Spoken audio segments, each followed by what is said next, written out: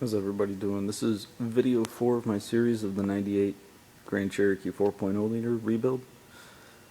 I lied in the last video. I said I was going to flip this over, take the oil pan off, and then work on the underside, but decided to change my mind because this engine is so heavy. I'm actually going to get the cylinder head off first, and then rotate it. That way it's less weight on this thing. So as of right now, I do have all the rockers removed and the head bolts removed. Just so you know, there is no sequence on this 4.0 on how you remove the rocker arms. You can take them, start here and go all the way down. The head bolts, it also requires no sequence on removal of the bolts, but I did it reverse of tightening sequence. So I started back there, then did this one, so forth, worked myself in a clockwise motion until I got to the center.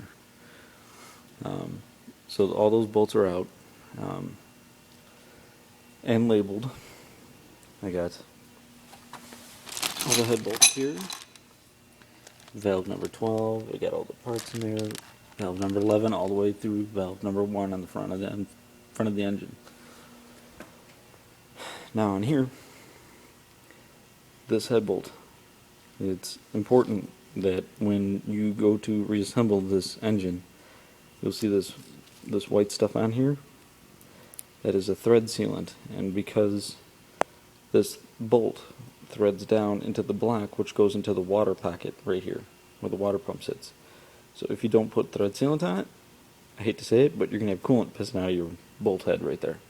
So when you put this together, make sure your threads down in here are clean, chase them with a tap, and then put a heavy dose of thread sealant down in there, and then on the bolt itself. That way it's a double assurance that you make sure that it seals off. So that's what this is. It's a thread sealant that's on there.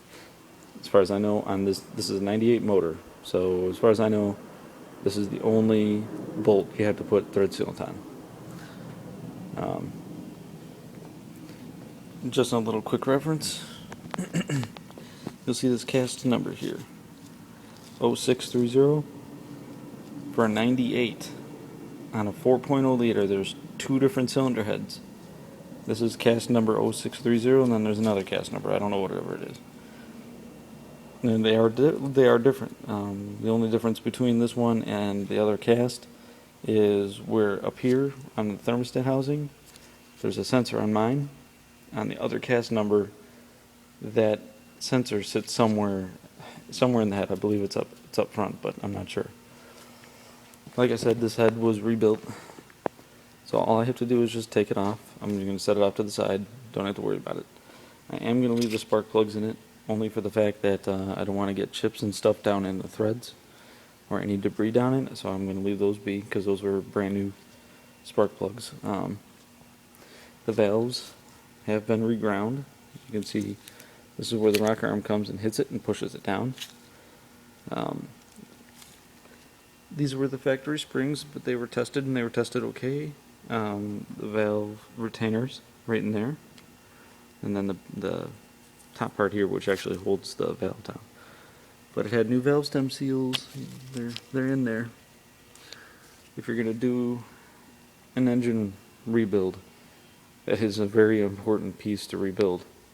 It is a very common part to fail, and if it fails, oil will drip down into your combustion chamber down below, hence a lot of smoke. I haven't really seen 4.0s do that. They're usually built pretty well, but if you're going to rebuild, make sure that you take your valves apart. You're going to have to get a valve compressor and compress this spring right here, and then remove your retainer clips and then this piece. Then your spring can come off, and then you can gain access after you drop your valve out to the valve stem seal in there. But it is important that if you're going to rebuild it, go ahead and do it. I'm not going to worry about mine. This engine's only got I think 5,000 miles on it since the cylinder head was rebuilt, and it went good, so I'm not worried about it. But like I said, the bolts are out. When you go to remove the cylinder head, it is important that you do not stick a pry bar between the cylinder head and the block, because you will gall it up. Best thing to do, I stuck a pry bar right here and here, and I lifted it up, so my cylinder head is already loose. So I'm going to stop this video, and I'm going to continue popping the head off, and then we'll go on with video 5.